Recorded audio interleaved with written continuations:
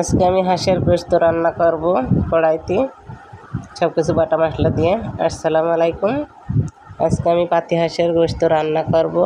প্রথমে একটু পেঁয়াজ বেরেস্তা করে নিচ্ছি যাতে হাঁসের গ্যাস গন্ধটা না করে। এভাবে পেঁয়াজটা ভেজে নিয়ে আমি সব কিছু বাটা মশলা দিয়ে আদা রসুন পেঁয়াজ মশলাপাতি সব আস্ত দিলাম। এলাচের গোটা তেজপাতা ডালচিনি আস্ত দিয়ে দিলাম, জিরে দিয়ে আমি সুন্দর করে তেলের মধ্যে দিয়ে ভাজা ভাজা করে একটু মশলাটা ভুনা করে নেব। তারপরে আমি একটা আলু দিয়ে দিচ্ছি, আলুটাও একটু ভালো করে নাড়াচাড়া করে হলুদ লবণ মাখিয়ে নিলাম একটু। এরপরে আমি দিয়ে দিলাম সেই পাতি হাঁসের গোশতগুলো একে ঢেলে দিলাম। এখন খুব সুন্দর করে সেরকম মাখিয়ে নেব, মশলাটা যাতে গোশতর গায়ে ভাজা ভাজা করে মাখিয়ে নেব। নিয়ে তারপর আমি কষানো পানি দেব।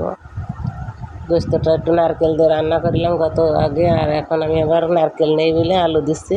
নারকেল দিয়ে হাঁসের গোশত রান্না করলে বেশ মজাই লাগে, গ্যাস গন্ধ করে না, তাই অনেকখানিকটা পেঁয়াজ ভেজে বেরেস্তা করে নিলাম। এবার একটু দেখেন কষানো পানিটা দিয়ে দিলাম। এই পানিতে আমি গোশতটা কষিয়ে সিদ্ধ হয়ে যাবে, এই পানিটা একদম নিরস হয়ে যাবে। তারপর আমি ঝোলের পানি আবার একটু দিয়ে দিবেন। তো দেখেন গোশতটার অনেক ঘ্রাণ বেরিয়েছে, খেতেও মনে হয় সেই সুন্দরই লাগবে না। তেল ছেড়ে দিয়েছে এখন আমার। হাঁসটা অনেক ডিমওয়ালা হাঁস, তো তেল ছিল হাঁসের গায়ে। ছেলের শাশুড়ি দিয়েছে দুটো হাঁস, ডিম পাড়া হাঁস, তাই আমি সেই হাঁস রান্না করছি। দেখেন কষানো আমার হয়ে গিয়েছে প্রায়। এই পানিটা মরিয়ে ঝোলের পানি দিয়ে দেবো। হাঁসের গোশতটা সবাই আবার খেতে চায় না, গ্যাস গন্ধ করে একটু খ্যাপসে, এই কারণে।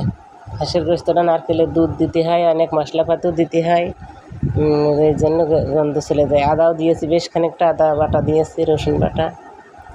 গোশতটার সঙ্গে ভালো করে ভাজা ভাজা করে মাখা হয়ে যাবে। তারপর আমি এখন ঝোলের পানি দিয়ে দেবো। এই যে কষানো হয়ে গেল, আমি এখন ঝোলের পানি বেশ খানিকটা একটু দিয়ে দিচ্ছি।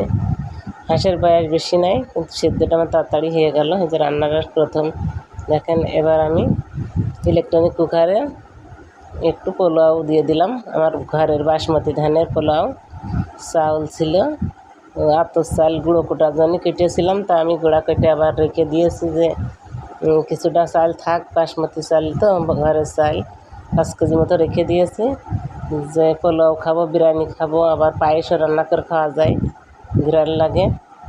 আবার 1 মণ রেখে দিবেন। আমি এই ধানের চাল 12 মাসই খাওয়া যাবে, ঘরের চাল কিনে খাবো কী করতে, 150 টাকা করে কেজি। তাই দেখেন সেই চালটা দিয়ে আমি 1 কেজি কি 5 পা মতো এরকম নিয়েছি। নিয়ে চালটা ধুয়ে আমি ইলেকট্রিক কুকারে দিয়ে দিলাম। পেঁয়াজ ভাজি তুলে নিয়ে এর ভিতরে তেজপাতা ডালচিনি এলাচ দিয়ে আদা দিয়ে একবারে ভাজা ভাজা করে নিয়ে আমি চালটা এর ভিতরে ঢেলে দিয়েছি। বেশ খানিকটা চালটা নাড়াচাড়া করে নিলাম। এবার আমি একটু গরম পানি পরিমাপ মতো পানি দিয়ে দিলাম। যতটুকু না পানি লাগবে ততটুকু আমি দিয়ে দিলাম, সুন্দর করে ভেজে ভেজে নিয়ে। এই কারেন্টের চুলোটায় রান্না করে আমার খুবই ভালো লাগছে, খুব দ্রুত হয়ে যাচ্ছে রান্না। এই ভাত খুব তাড়াতাড়ি হয়ে যাচ্ছে, কয়েকদিন রান্নাম, আমার খুব রেঞ্জে আমার পছন্দ হচ্ছে ইলেকট্রিক কুকারটা, খুবই ভালো লাগছে। আপনারাও যদি না কিনে থাকেন কিনে ফেলবেন তাড়াতাড়ি, দেখবেন রান্নাটা কত মজা লাগে। খুবই সুখের দিন মানুষের এখন, গ্যাসের চুলো কারেন্টের চুলোয় সবসময় এভাবে মানুষ রান্না বাড়া করছে। এখন আর আগের দিন নেই, খড়ি কাঠি দিয়ে রান্নার অপেক্ষায় বসে থাকে না। দেখেন আমার ভাতটা, কথা বলতে বলতে ভাতটা হয়েও গেল, খুব দ্রুতই ভাত হয়ে যাচ্ছে একদম, মানে কোনো টুকটাকি নাই, গুবগাবি জ্বলছে চুলোর খড়ির মতো। এখন আমি বেরেস্তা ভাজাটা ভাতের মতো ছিটিয়ে দেবো, উপর দিয়ে একটু ছিটিয়ে পিঠে পিঠে উল্টি পাল্টি দিয়ে আমার ভাতটা এখন একটু ঢেকে দমে রেখে দেবো। ভাতটা সুন্দর মাপে হয়ে গিয়েছে, কোনো নরমও হবে না, জড়িয়েও যাবে না, এক টিপ মাপ মতন আমার ভাতটা হয়ে গিয়েছে। দেখুন ফাইনাল লুক। আল্লাহ হাফেজ।